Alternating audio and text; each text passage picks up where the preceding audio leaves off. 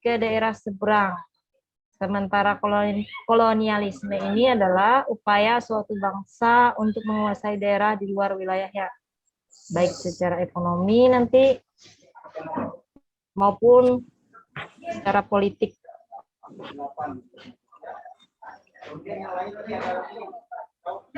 Nah, siap. Nggih, kan ulun paham mungkin, Ben. Ya. Jadi ini bisa kalian catat nanti biar bisa diingat. Karena pelajaran sejarah ini luas, nggak bisa kita hafal. Yang bagian imperialisme dengan kolonialisme. Ya. Kemudian imperialisme dan kolonialisme Barat Indonesia itu praktek imperialisme dan kolonialisme bangsa-bangsa Barat Indonesia lebih sering kita kenal dengan istilah penjajahan bangsa-bangsa Barat atau bangsa-bangsa asing yang masuk ke Indonesia. Nah, ternyata bangsa Barat itu sudah mulai menjajah Indonesia itu sejak kerajaan Islam ya. Kita kan kemarin semester 1 ada belajar tentang kerajaan-kerajaan baik itu bercorak Hindu, Buddha maupun bercorak Islam. Nah, ternyata penjajahan itu sudah tanpa kita sadari sudah mulai sejak kerajaan Islam berdiri di Indonesia. Nah, penjajahan bangsa-bangsa Barat di bangsa Portugis dan Spanyol memasuki wilayah Indonesia pada saat itu. Nah, yang sering kalian kenal sampai sekarang melekat itu adalah penjajahan bangsa Belanda. Belanda ternyata selain bangsa Barat itu ada bangsa Portugis dan Spanyol ya yang menjajah Indonesia. Namun bangsa ini menjajah itu tidak terlalu lama, tidak selama bangsa Belanda. Jadi keberadaannya di Indonesia ini seringkali kita lupakan. Namun ternyata mereka pernah masuk ke Indonesia. Nah, apa saja tujuan mereka masuk ke Indonesia? Ada yang tahu nggak tujuan dari Portugis dan Spanyol ini masuk ke Indonesia pada saat itu? Siapa tahu ada yang sudah membaca materi kita hari ini. Rocky, ada nggak Rocky? Nanti absennya jangan lupa ya. Nanti absennya yang kelas IS 2, 3, 4. Nanti kan ada absennya Ibu kasih ke Bu Fatmi nanti absennya. Yang kelas Ibu Fatmi. Biar beliau tahu siapa saja yang mengikuti Zoom hari ini. Baik, kemudian kita lanjut ke periode kekuasaan Portugis dan Spanyol dulu. Nah, ini adalah bangsa Barat yang pertama mendarat di Indonesia ya. Kekuasaan Portugis ini dimulai dengan penaklukan Malaka, daerah Malaka dulu pada tahun 1511 di bawah pimpinan Alfonso de Albuquerque. Nah, wilayah yang selanjutnya menjadi kekuasaan Portugis ini adalah Jawa dan Maluku. Nah, pertama kali mereka menginjakkan kaki di Indonesia itu di daerah Jawa. Kemudian melebar ke Maluku. Kemudian pada tahun 1512, Portugis ini tiba di Kepulauan Maluku di bawah Antonio de Abreu dan Francisco Serrao. Kemudian pada awalnya kedatangan Portugis di Kepulauan Maluku ini diterima baik oleh penduduk setempat. Disambut dengan penuh sorak-sorai kegembiraan. Karena pada saat itu bangsa ini kan tujuannya ke Indonesia ini untuk membeli rempah-rempah sebenarnya. Kemudian penduduk berharap kedatangan Portugis menguntungkan secara ekonomis. Nah, ini bisa kita lihat. Nah, mereka berharap, bangsa Indonesia itu berharap bahwa bangsa ini datang ke Indonesia ini membawa keuntungan tadi. Nah, karena mereka bersedia membeli rempah-rempah dengan harga yang tinggi pada saat itu. Dibandingkan, kan rempah-rempah kita kan dijual ke luar, ke bangsa-bangsa Barat. Kemudian Sultan Hairun ini yang pada saat itu memerintah di kerajaan melihat keuntungan dari kerjasama dengan Portugis. Nah, beliau melihat keuntungan tersebut, kemudian beliau itu mempercayai bahwa bangsa-bangsa Barat ini bisa menguntungkan bangsa Indonesia. Kemudian keberadaan Portugis juga dapat dimanfaatkan untuk menambah kekuatan untuk menyerang Tidore. Yang pada saat itu Ternate dan Tidore ini ada konflik, adanya permusuhan, sehingga keberadaan Portugis ini dimanfaatkan untuk menyerang Tidore. Nah, Ternate ini maunya bekerja sama untuk menyerang Tidore maksudnya. Kemudian Sultan Hairun pun mengizinkan Portugis mendirikan Pretoria atau kantor dagang. Sebegitu percayanya Sultan Hairun ini dengan orang asing, jadi dia sampai-sampai mendirikan kantor dagang yang kemudian berubah fungsinya sebagai benteng. Pada saat itu yang diberi nama Sao Paulo. Nah, kita lihat lagi di sini. Nah. Kemudian pada tahun 1921 Spanyol lagi ya kembali mendarat di Maluku pada saat itu. Kemudian Tidore yang merupakan musuh Ternate memanfaatkan kedatangan Spanyol untuk menyerang Tidore. Jadi mereka bermaksud memanfaatkan kedatangan Spanyol ini bergabung kerjasama untuk menyerang Ternate. Nah, dalam pertempuran Portugis, Ternate berhasil mengalahkan persekutuan Spanyol dan Tidore. Kemudian persaingan Portugis dan Spanyol ini diakhiri dengan penandatangan perjanjian Saragossa. Jadi kalian tulis nanti ya perjanjian Saragossa pada 22 April tahun 1529. Isinya ada 2 poin. Yang pertama yaitu Maluku menjadi daerah di bawah pengaruh Portugis. Kemudian yang kedua, Spanyol harus meninggalkan Maluku dan memusatkan diri di Filipina. Nah, karena Spanyol dari kalah, jadi dia diwajibkan untuk meninggalkan Maluku pada saat angkat kaki dari Maluku. Kemudian Portugis akhirnya membunuh Sultan Hairun. Yang awalnya disambut dengan baik tadi bangsa Portugis ini, Spanyol ini oleh Sultan Hairun, ternyata mereka membawa bencana ya bagi pemimpin Pulau Jawa pada saat itu. Kemudian Portugis ini membunuh Sultan Hairun dan memaksa rakyat Ternate mengakui kekuasaan Portugis. Awalnya kita itu menganggap bahwa bangsa Barat ini tadi bisa membawa keuntungan bagi bangsa Indonesia. Ternyata mereka hanya datang berpura-pura datang ke Indonesia untuk mendirikan perempuan.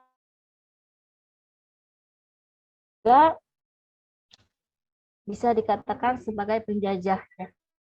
Ya, itu adalah orang yang merampas, merebut tanah air kita, mengeruk habis-habisan kekayaan alam Indonesia pada saat itu. Dibawa lagi ke luar negeri, itu yang namanya penjajahan. Tidak secara fisik maupun dalam bentuk tanah air kita juga direbut pada saat itu oleh bangsa-bangsa asing. Kemudian peristiwa ini mendorong Sultan Babulah bersama rakyat mengangkat senjata. Karena Sultan Hairun ini terbunuh tadi, akhirnya rakyat Pulau Jawa pada saat itu untuk memberanikan diri untuk melawan Portugis pada tahun 1575. Kemudian pada saat terjadi perselisihan antara Belanda mendarat di Kepulauan Maluku berada di bawah bendera Yose. Ini adalah kongsi dagang dari Belanda yang didirikan Indonesia pada saat itu dengan tujuan monopoli perdagangan ya.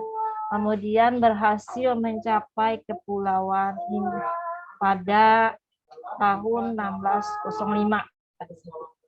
Kemudian kedatangan Belanda disambut baik oleh Sultan Babulah. Sultan Belanda dimanfaatkan untuk mengusir Portugis. Awalnya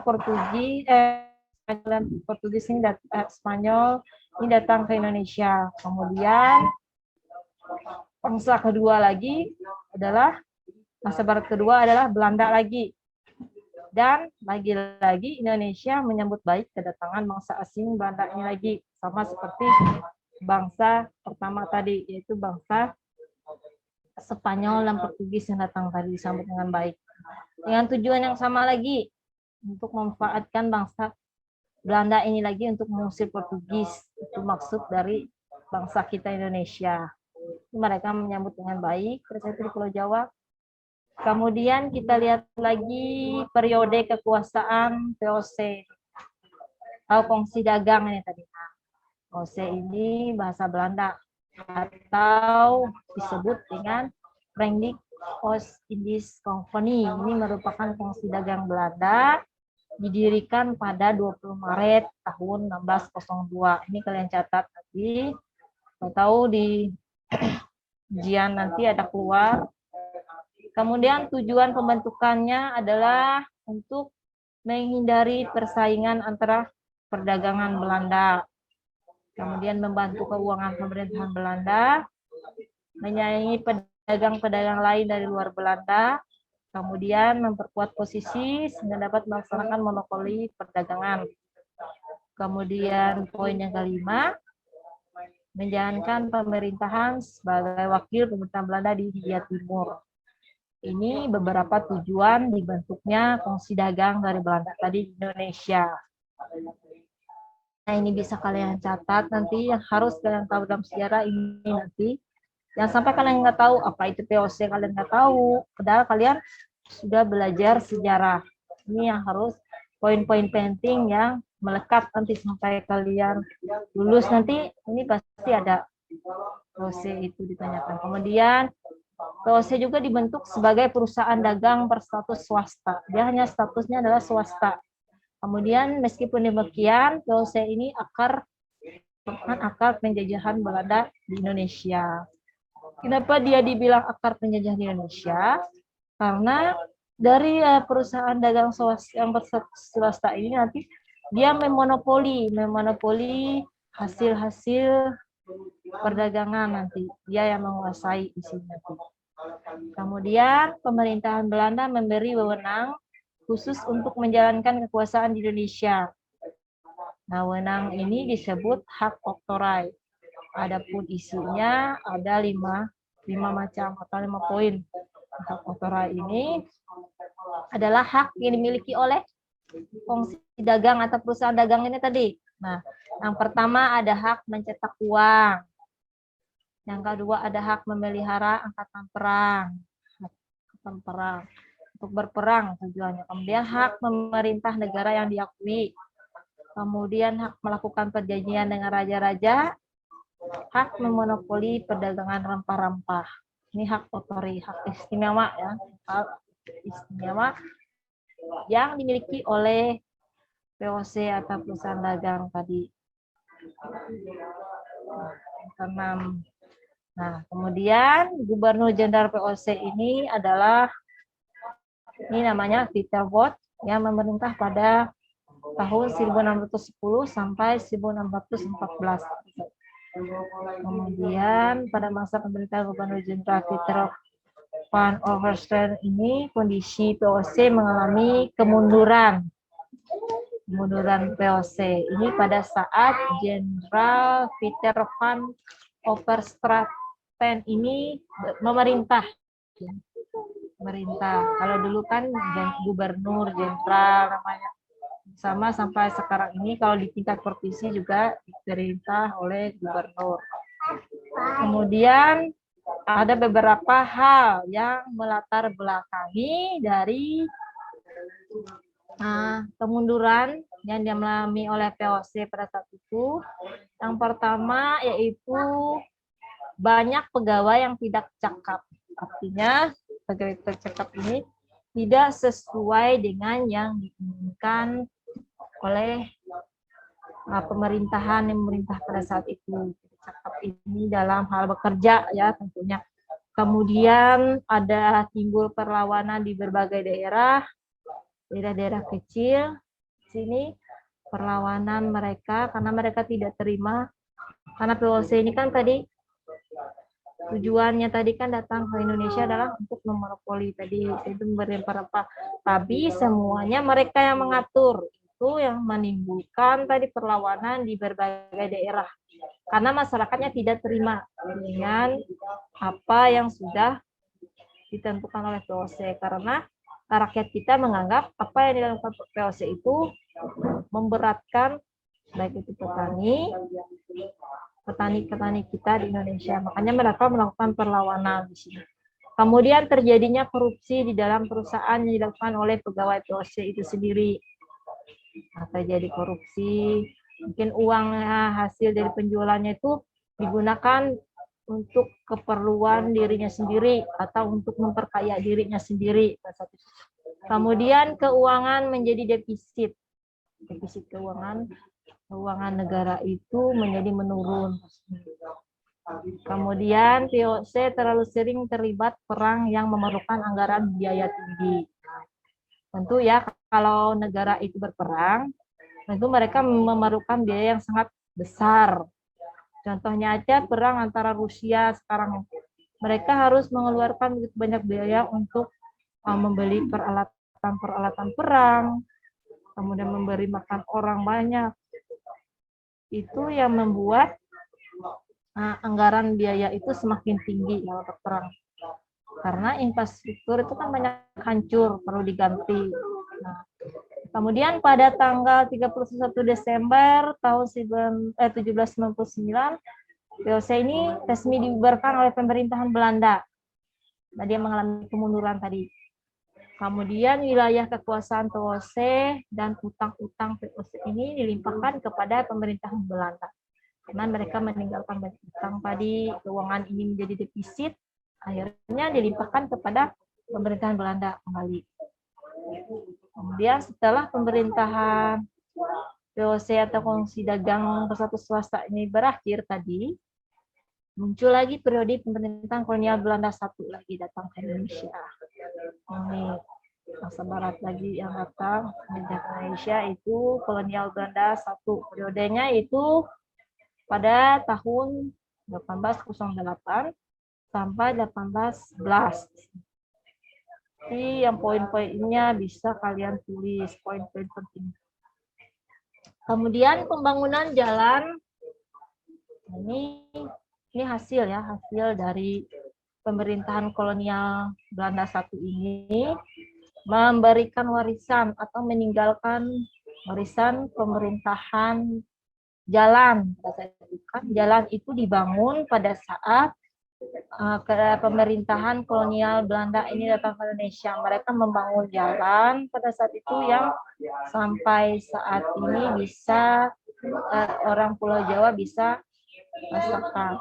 Nah, ini pembangunan jalan yang dilakukan pada saat pemerintahan Belanda satu itu ternyata memakan korban jiwa di sini ya, hingga ribuan orang, sampai 12.000 orang tewas dalam pembangunan jalan tersebut. Nah, Ibu mau tanya di poin ini. Nadia, kenapa pada saat pembangunan jalan ini memakan banyak korban? Nadia masih standby di situ? Masih mengikuti Jung nggak? Ini Nadia. Ada nggak orangnya? Coba dihidupin dulu kameranya Nadia.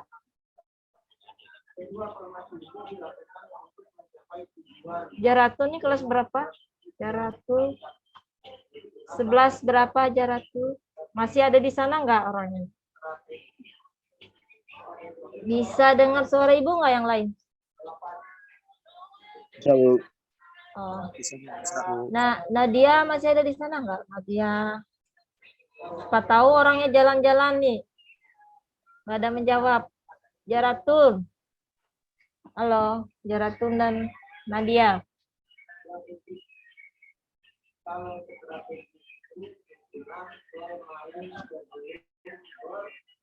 Pama masih di sana. Rino aja deh. Rino masih ada nggak? Ada, Bu.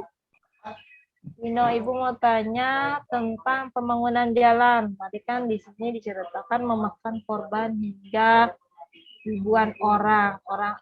Orangnya tewas dalam pembangunan jalan tersebut. Nah, kenapa di dalam pembangunan jalan ini menewaskan begitu banyak manusia lah, tanda kutip, atau orang?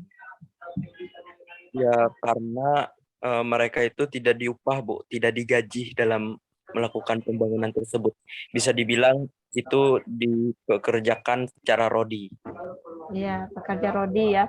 Kalau jalan pembangunan jalan kalau dulu itu kan nggak seperti kita sekarang menggunakan alat-alat berat. Kalau zaman dulu manusia itu dimobilisasi, disuruh bekerja paksa.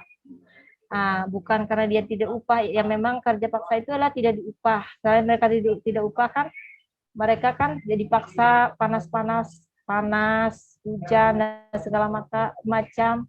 Mereka di pekerja paksa tadi, mungkin ada yang sakit di antara mereka. Kemudian dalam hal makanan kan tidak terpenuhi ya dalam segi makanan. Biasanya kalau kerja rodi paksa itu diberi sedikit makanan, meskipun mereka sakit mereka tetap dipaksa kerja. Hal tersebut yang membuat begitu banyak orang pada saat itu tewas karena kondisinya tadi dipaksa, meskipun mereka sakit dipaksa untuk bekerja lah. Kemudian makanannya pun tidak dikasih sesuai dengan kebutuhan. Itu yang menyebabkan mereka banyak meninggal dunia. Kadang-kadang bisa kalau mereka kan lambat bekerja bisa dipukul. Itu kalau zaman kerja rodi dulu, kerja paksa. Itu alasan kenapa banyak yang meninggal. Karena faktor fisik juga, usia mereka juga. Kan kalau ada yang tua tidak seperti orang muda ya, kekuatannya sudah berbeda. Apalagi kerjanya di panas-panas, dan hujan segala macam, mereka sakit tetap kerja. Itu yang menyebabkan banyak yang meninggal. Kemudian dalam pemerintahan kolonial Belanda saat ini di bidang pertahanannya ada beberapa hal, yaitu pertama memperbanyak jumlah pasukan, kemudian membangun jalan raya Anjaro tadi Panjutan, kemudian membangun kembali armada pertahanan di Surabaya, Batavia, kemudian membangun pelabuhan armada di ujung kulon Merak dan Surabaya. Nah, ini semua dilakukan oleh tenaga manusia ya, kalau zaman dulu tenaga manusia bukan tenaga mesin. Nah, masyarakat itu dimobilisasi, dipekerjakan tadi untuk membangun baik itu jalan, jembatan, semua dengan tenaga manusia. Kemudian bidang keuangan, kita lihat kebijakan dari Jenderal Gubernur Diandel dalam bidang keuangan, mengeluarkan uang kertas, kemudian membentuk Dewan Pengawas Keuangan, menjual tanah-tanah kepada pihak swasta. Nah, tanah-tanah ini tadi kan sebenarnya milik Indonesia, milik kita Indonesia yang ada di Pulau Jawa. Nah, dijual lah oleh Jenderal Dendels ini dari pemerintahan Belanda tadi, dijual kepada pihak swasta. Pihak swastanya itu adalah pihak asing, misalnya orang Arab. Nah, dijual lagi. Kemudian melakukan pungutan pajak swasta dan penyerahan wajib hasil bumi. Dulu itu misalnya kita memiliki tanah, tapi tanah kita itu diambil alih oleh pemerintahan Belanda tadi, diambil alih oleh mereka. Kita seolah-olah di sini suruh menyewa tanah yang milik kita sendiri. Kemudian hasil dari yang kita tanam itu nanti lagi dikasih lagi. Itu yang memberatkan petani dulu. Hasil bumi, misalnya kita menanam tanaman berupa jagung, tebu, itu nanti dikasih lagi sebagai wajib pajak. Itu ceritanya. Kemudian yang pemerintahan membentuk sekretariat negara yang membesarkan masalah administrasi, membereskan masalah-masalah administrasi, kemudian mengadakan pasar perbudakan, Pencongan Jakarta. Ini pemerintahan Dendels tadi ya, di bawah pemerintahan Dendels. Kemudian memindahkan pusat pemerintahan dari Sunda Kelapa ke Jakarta. Kemudian selain itu mengganti raja-raja dianggap menghalangi kepentingan Belanda. Dulu raja-raja yang tidak menurut dengan pemerintahan Belanda, dia langsung diganti dengan yang baru yang sesuai dengan mau disuruh-suruh mereka. Nah, artinya di bawah tekanan dari pemerintah kolonial Belanda. Nah, kalau dia tidak mau melawan, dia langsung diganti dengan orang yang bisa menurut dari pemerintahan Belanda tersebut. Kemudian mengangkat penguasa daerah sebagai pegawai pemerintahan kolonial. Kemudian membagi Pulau Jawa menjadi 9 prefektur, 9 bagian-bagian kecil. Maksudnya di Pulau Jawa itu dibagi lagi. Kemudian di bawah pemerintahan Daendels ini juga dikenal sebagai seorang reformis. Kemudian meskipun demikian, Daendels tidak luput dari kesalahan reformis. Ini orang yang cakap tadi ya. Pemerintahan, dia dikenal sebagai pemimpin yang cakap. Namun di balik kecakapan, kecerdasan yang dimiliki oleh Jenderal Daendels ini, dia juga tidak luput dari kesalahan-kesalahan.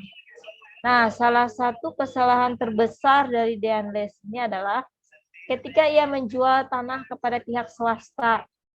Nah, dia tadi kan diceritakan menjual tanah kepada pihak swasta atau asing.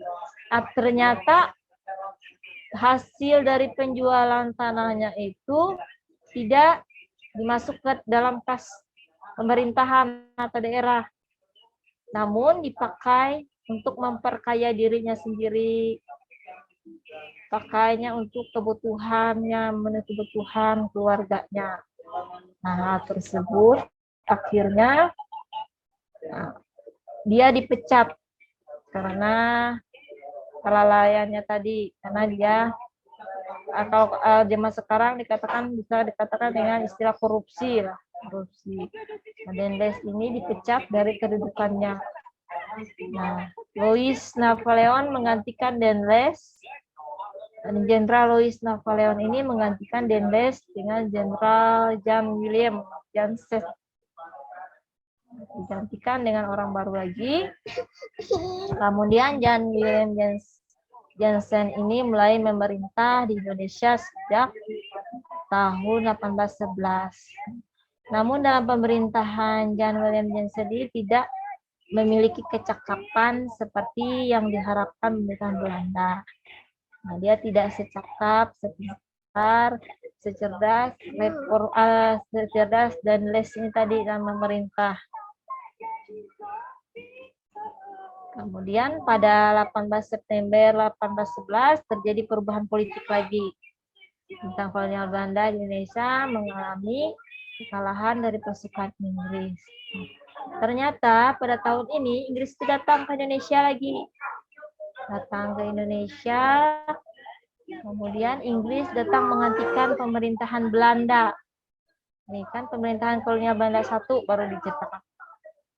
Kemudian pengakuan kekalahan Belanda dilakukan di daerah Tuntang segitiga dengan menandatangani perjanjian-perjanjian.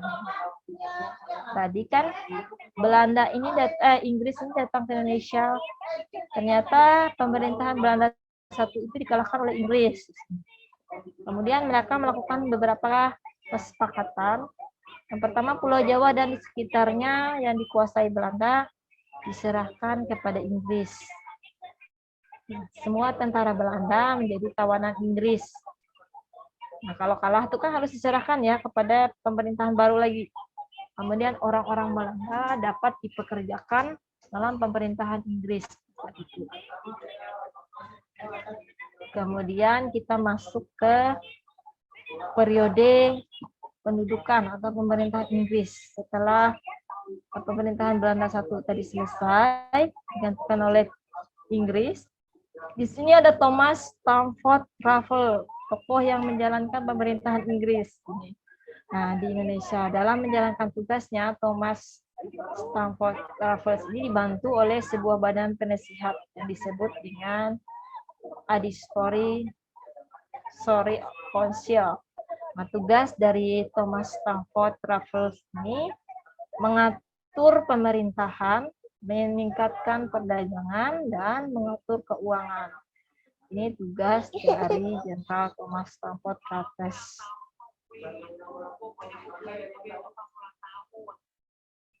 Nah, kemudian pemerintahan Thomas Raffles ini yang masih dirasakan hingga saat ini, yang masih dirasakan di Indonesia, yaitu ini istri beliau bernama Olivia Mariana ini merintis kebun raya Bogor. Sampai sekarang masih terkenal dengan kebun raya Bogor. Tadi kamu di daerah Jawa. Kemudian menemukan tanaman endemik Indonesia itu Rafflesia atau bunga bangkai. Kalau di daerah Moratewe ini belum ada ya terdengar penemuan bunga bangkai. Dulu pada tahun sekitar 2007 itu di Kruk Jahu ada ditemukan bunga bangkai. Ternyata yang menemukan tanaman endemik ini yaitu pemerintahan Inggris. Kemudian mengangkat kembali Sultan Sepuh sebagai Sultan Yogyakarta. Begitu. Kemudian pemerintahan Inggris di Indonesia tidak berlangsung lama. Nah, kalau pemerintahan Inggris memerintah di Indonesia kan begitu banyak hal-hal positif yang mereka berikan kepada kita dibandingkan pemerintahan kolonial Belanda tadi atau VOC tadi. Tidak begitu sekejam pemerintahan Belanda ya kalau Inggris. Masih ada hal-hal positif yang bisa kita terima dari pemerintahan yang diperintahkan oleh Inggris pada saat itu.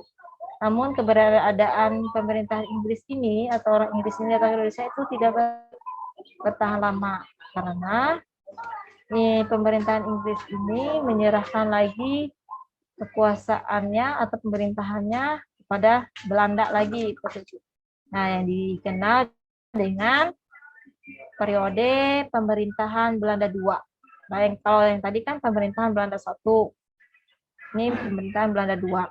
Nah, setelah mendapatkan penyerahan kekuasaan dari Inggris, Belanda kembali menancapkan kekuasaannya selama kurun waktu 1816 sampai 1830. Kemudian kebijakan yang diterapkan pemerintahan kolonial Belanda pada saat itu kita bisa lihat yaitu pelaksanaan sewa tanah. Kembali lagi di sewa tanah. Tapi kalau Inggris kan tidak ada. Kemudian kebijakan tanam paksa kembali lagi ditancapkan. Diterapkan untuk mengatasi defisit keuangan. Ternyata pelaksanaan sewa tanah, kemudian tanam paksa. Tanam paksa ini maksudnya pemerintahan Inggris itu pada saat itu mengatur petani-petani Indonesia itu harus wajib misalnya menanam tanaman yang laku di pasaran. Misalkan lada, ada itu kopi, kemudian pala, itu harus mendekat tanam, berarti diharuskan, itu maksudnya tanam paksa. Tidak boleh menanam tanaman lain selain yang mereka tentukan. Itu tanam paksa. Kemudian setelah itu Gubernur Jenderal Van den Bosch ini bertugas menjalankan kebijakan program disusun untuk melaksanakan kebijakan tersebut untuk mendukung kebijakan pemerintahan yang dijalankan oleh Jenderal Van den Bosch ini tadi. Yang pertama, sistem sewa tanah dengan uang dihapus. Kemudian sistem tanam bebas diganti tanam wajib. Pajak tanah dibayar dengan penyerahan wajib hasil tanam. Kerja rodi dilaksanakan kembali untuk memperlancar tanam paksa. Kerja rodi ini sama dengan kerja paksa ya. Kemudian kebijakan tanam paksa ini membawa dampak negatif. Itu ya, membawa dampak negatif. Karena masyarakat petaninya dipaksa untuk menanam yang mereka tidak mau. Kemudian penderitaan yang dirasakan rakyat itu bertambah banyak.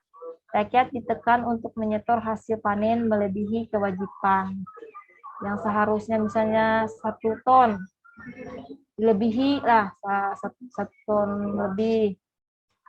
itu sudah menyalahi aturan. Kemudian dampak positif, meskipun banyak dampak negatif yang dirasakan pada saat pemerintahan dari De Bos tadi, ada juga dampak positifnya dari pemerintahan kolonial Belanda tadi.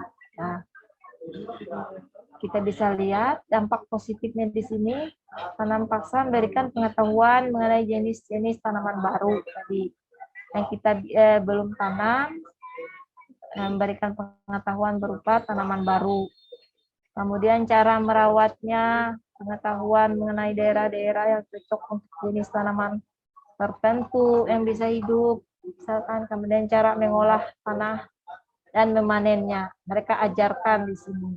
Itu dampak positif dari pemerintahan yang diperintah oleh Thomas Raffles tadi.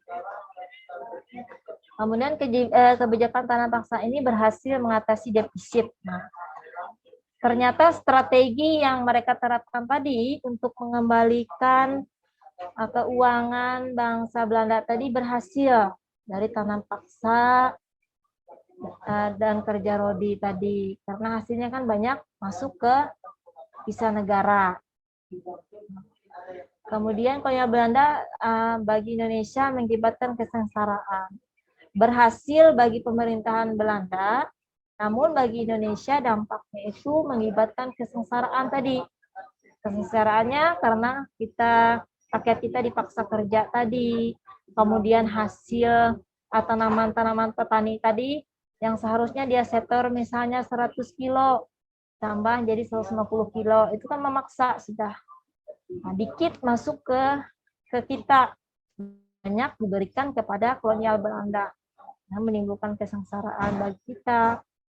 Kemudian Does Dekker lagi, Does Dekker.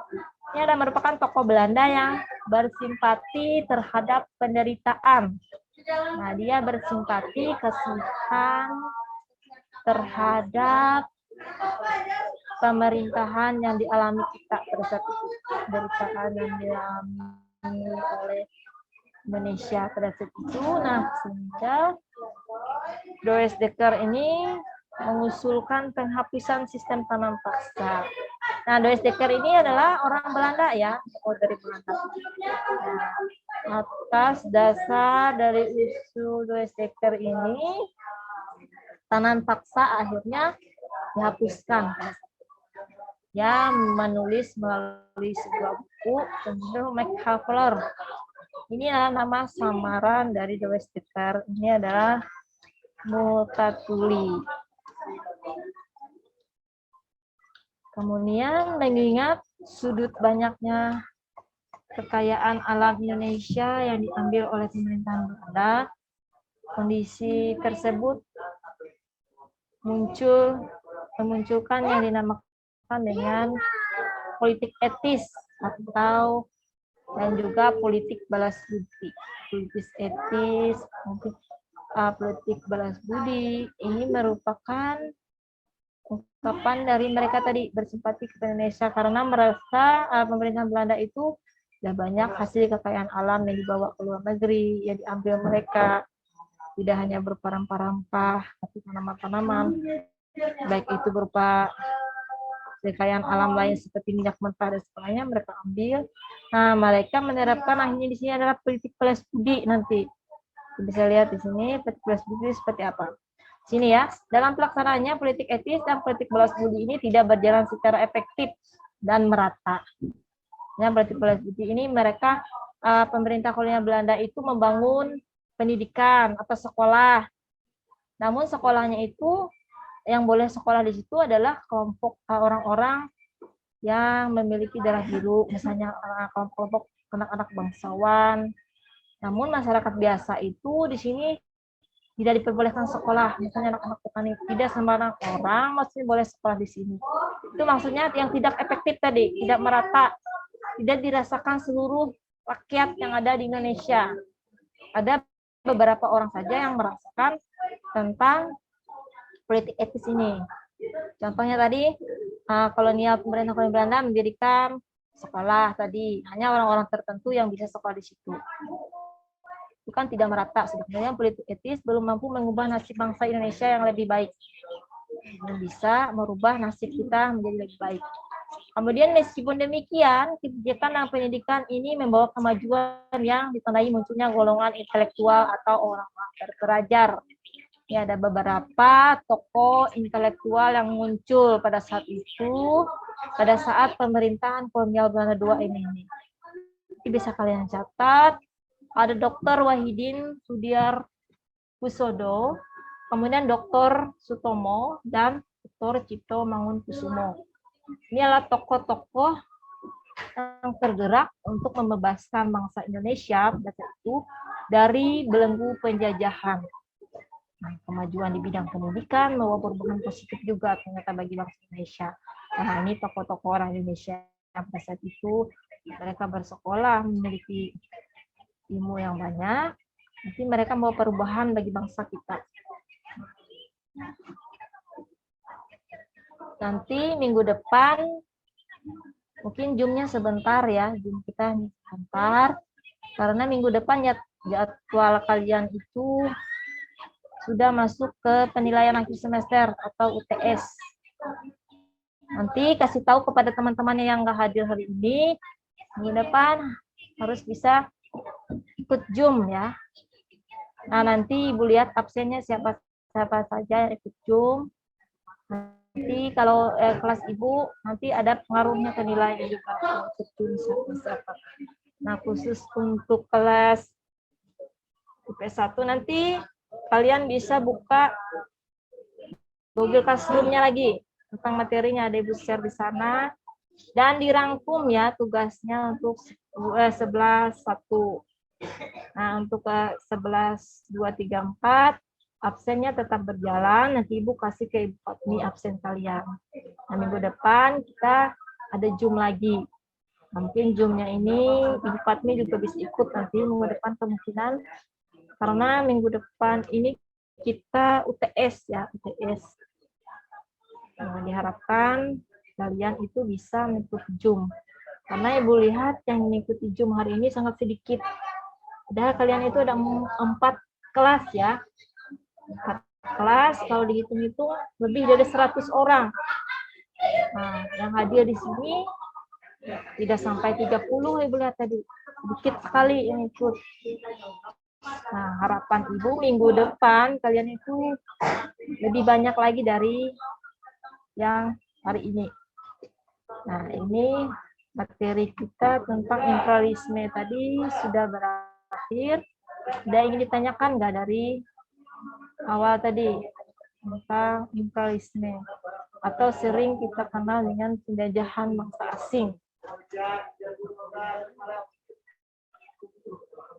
Nah, bagi yang nggak ada catatannya nanti kalian lengkapi, bisa kalian lihat di Google atau internet ya tentang materi hari ini, kalian catat karena kan tidak mungkin bisa menghafal tentang materi sejarah itu kan banyak.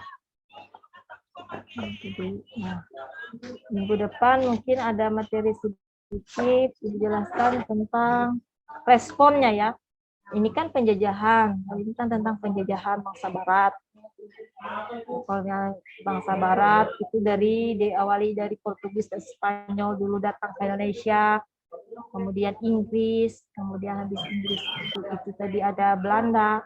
Nah, minggu depan kita akan melihat responnya, bagaimana responnya tanggapan bangsa kita tentang penjajahan yang dilakukan oleh bangsa Barat. Ada yang ditanyakan nggak sampai sini tentang imperialisme ini tadi? Yang pertama perusahaan Portugis dan Spanyol. Kalau tidak ada, nah, terima kasih atas partisipasi kalian yang sudah hadir hari ini mengikuti Zoom pelajaran sejarah.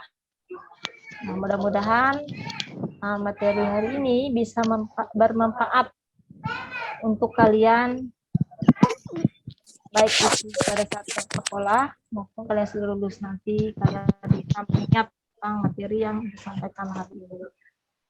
Nah, akhirnya Ibu ucapkan selamat pagi menjelang siang.